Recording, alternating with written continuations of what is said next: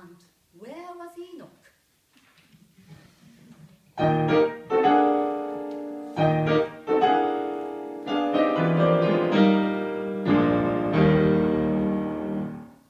And where was Enoch?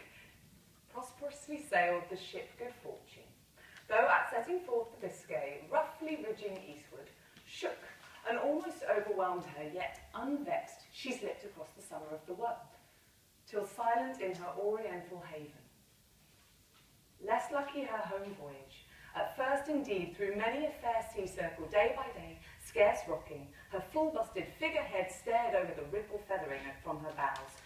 Then followed calms, and then winds variable, then baffling a long course of them, and last storm, such as drove her under moonless heavens, till hard upon the cry of breakers came, the crash of ruin, the loss of all but Enoch and 2 others. Half the night, buoyed upon floating tackle and broken spars, these drifted, stranding on an isle at morn, rich but loneliest in a lonely sea. There in a seaward gazing mountain gorge they built and thatched with leaves of palm a hut, half native cabin, so the 3 set in this Eden of all plenteousness, dwelt with eternal summer, ill content. For one, the youngest hardly more a boy, hurt in that night of sudden ruin and wreck, lay lingering out the 3 years' death in love. They could not leave him. After he was gone, the 2 remained, found a fallen stem, and Enoch's comrade, careless of himself, fire-hollowing this in Indian fashion, fell sun-stricken, and that other lived alone. In those 2 deaths, he read God's warning, wait. A shipwrecked sailor waiting for a sail. No sail from day to day.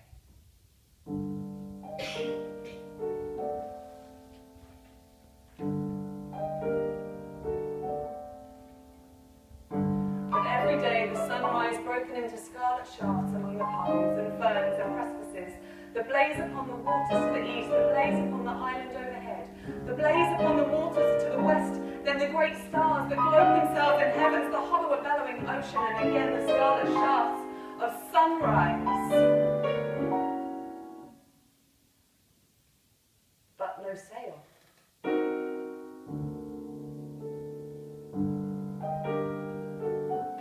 There, as often as he watched or seemed to watch, so still the golden lizard on him pulled.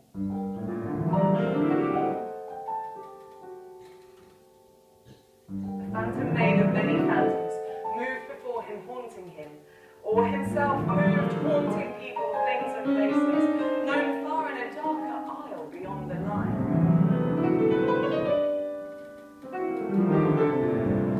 The babes, their babble, Annie the small house, the climbing street, the wheel, the leafy lanes, the peacock yew tree, the horse he drove, the boat he sold, the chill November dawns, and the dewy, glooming dawns, the gentle shower, the smell of dying leaves, and the low moon of leaden-coloured seas.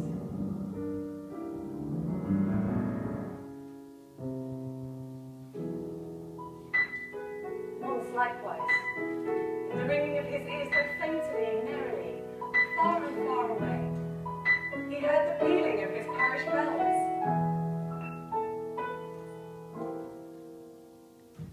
Then he knew not wherefore started up, shuddering, and when the beauteous hateful isle returned upon him, had not his poor heart spoken with that, which being everywhere, lets none who speaks with him seem all alone. Surely the man had died of solitude.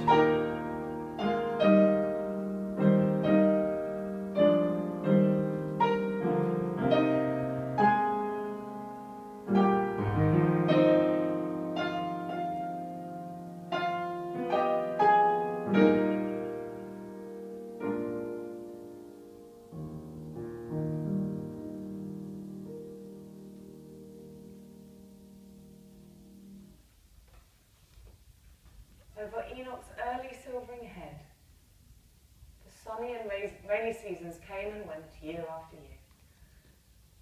His hopes to see his own and pace the sacred old familiar fields, yet not with had perished, when his lonely doom came suddenly to an end. Another ship.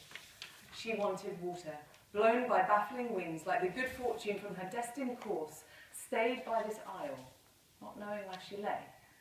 Downward from his mountain gorge stepped the long-haired, long-bearded, solitary Brown, looking hardly human, strangely clad, muttering and mumbling, idiot-like it seemed, with inarticulate rage and making signs that they knew what, and yet he led the way to where the rivulets of sweet water ran.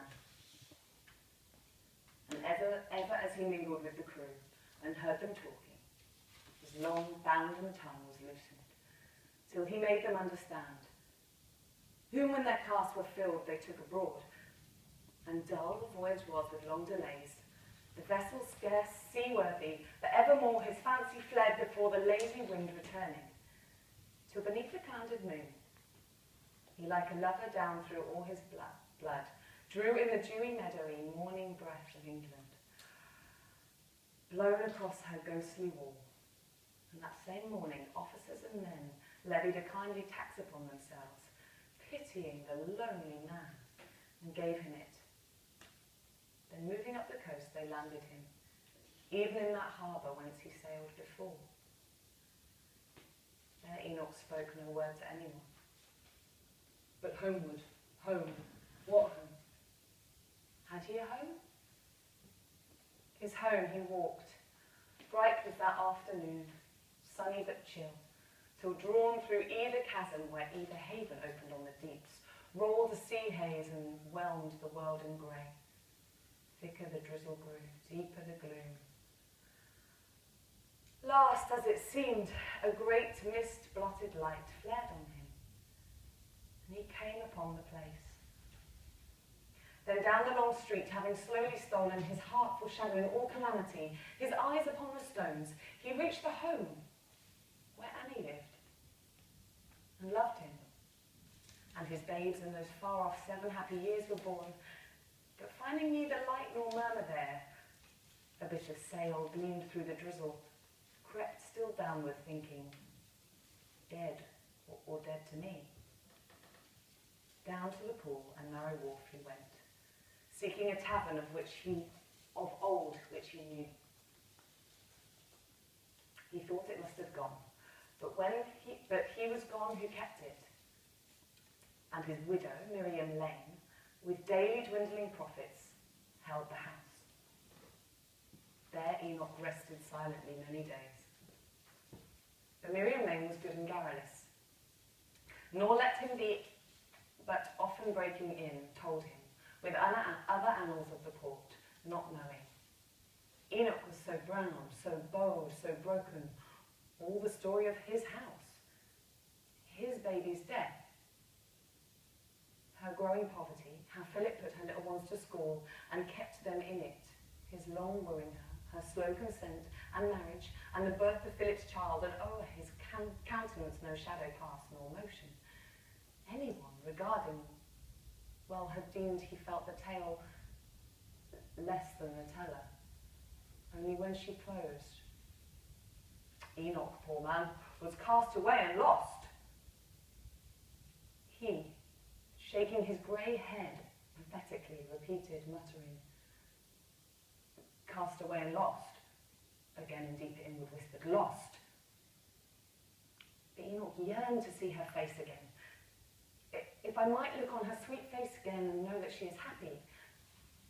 So the thought haunted and harassed him, and drove him forth, at evening when the dull November day was growing duller twilight to the hill. For Philip's dwelling fronted on the street, the latest house to landward, but behind, with one small gate that opened on the waste, flourished a little garden, square and walled, and in it throve an ancient evergreen, a yew tree, and all round it, ran a walk of shingle, and a walk divided it, but Enoch shunned the middle walk, and stole up by the wall behind the yew tree, and thence, that which he might have shunned, if griefs like his have worse or better, Enoch saw.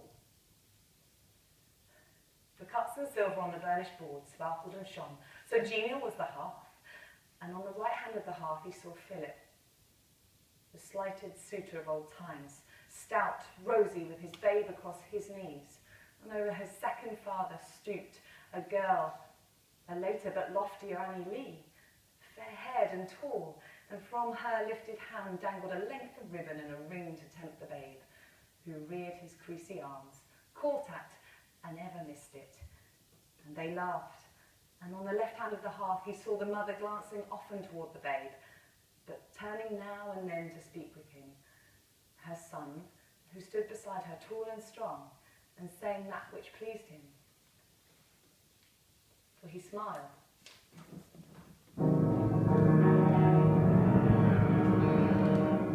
Now when the dead man came to life, beheld his wife no more and the babe hers, yet not his upon the father's knee and all the warmth, the peace, the happiness, and his own children tall and beautiful, and him, that other, reigning in his place, lord of his rights and of his children's love. Then he, though Miriam Lane had told him all, that because things seen are mightier than things heard, staggered and shook, holding the branch, and feared to send abroad a shrill and terrible cry, which in one moment, like the blast of doom, would shatter all the happiness of the heart.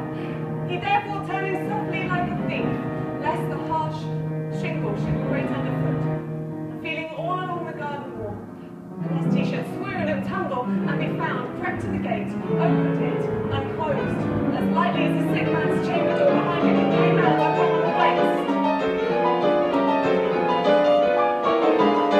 And there he would have knelt, yet that his knees were feeble, so that falling prone he dug his fingers into the wet earth and prayed. Too hard to bear!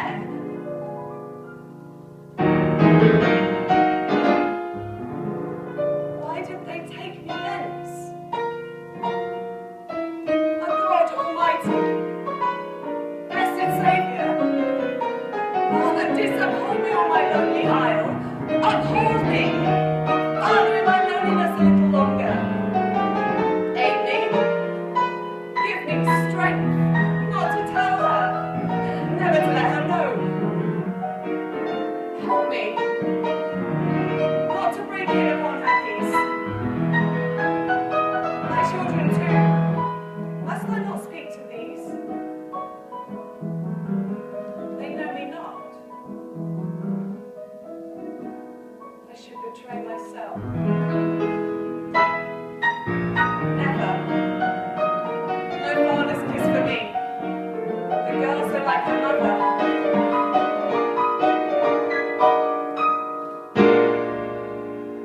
And the boy, my son.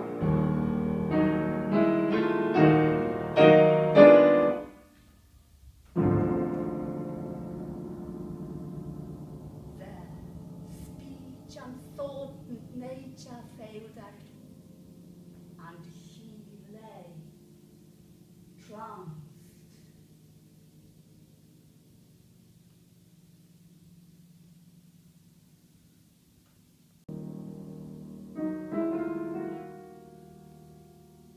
But when he rose and paced back towards his solitary home again,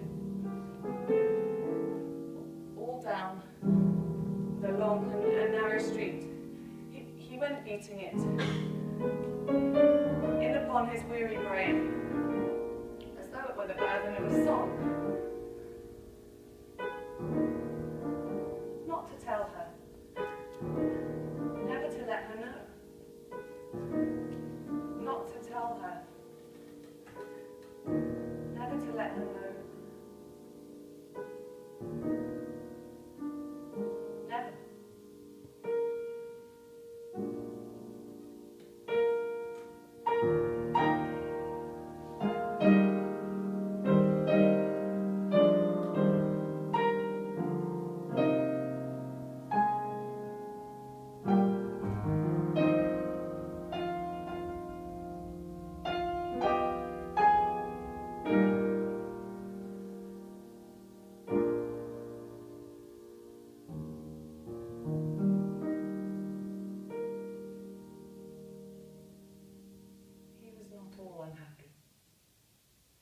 His resolve upbore him, and firm faith and evermore prayer from a living source within the will.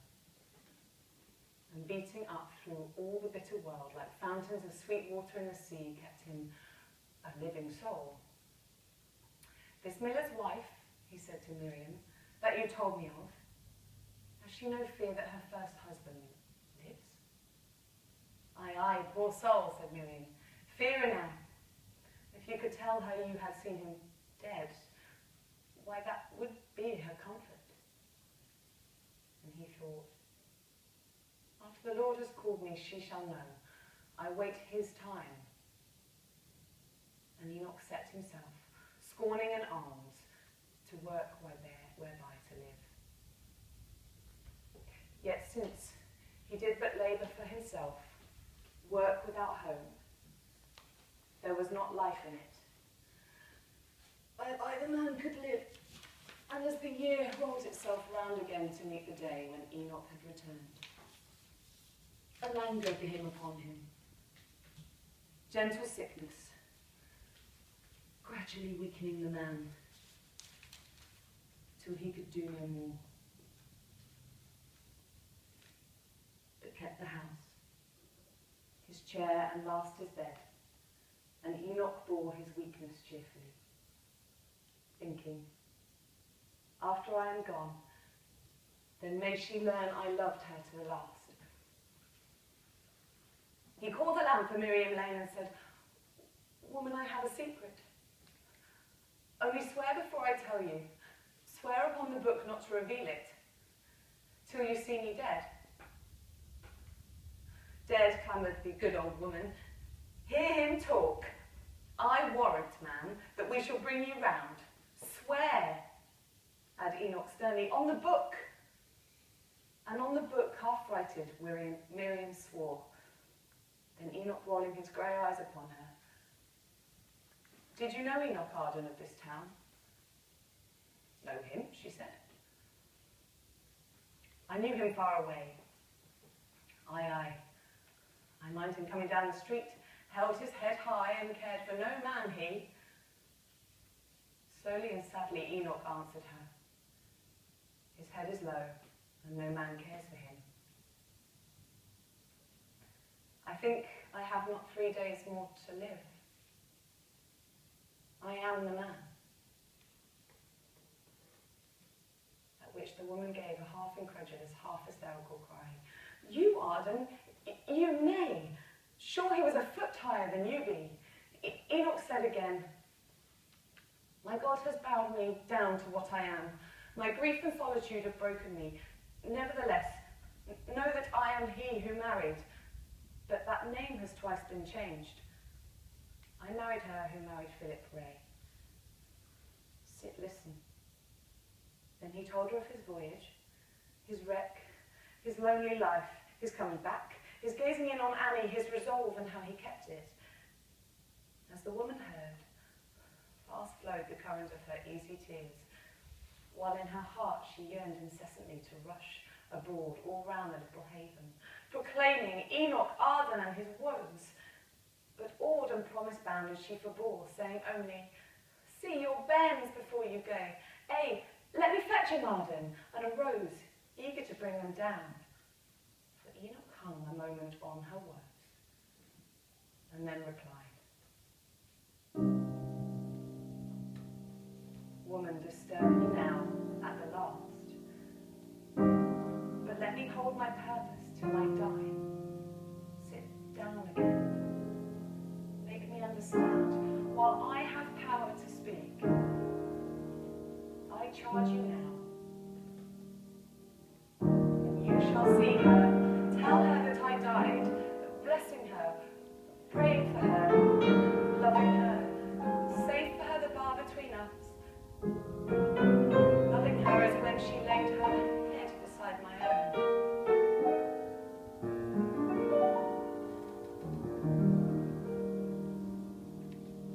And tell my daughter Annie, whom I saw so like her mother, that my latest breath was spent in blessing her and praying for her. And tell my son that I died, blessing him.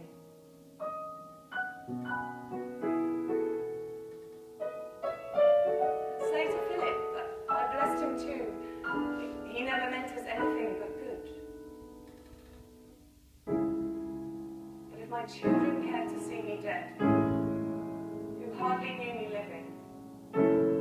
Let them come. I am their father. But she must not come, for my dead face would vex her after life.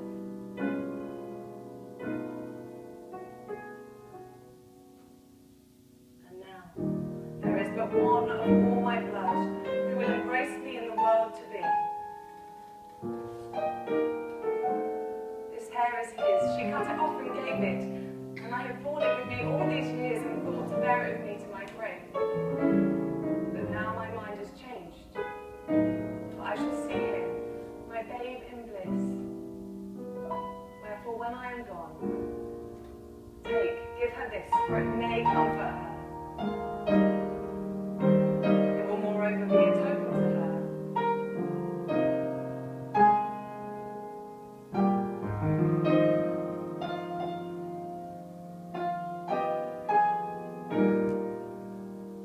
That I am he.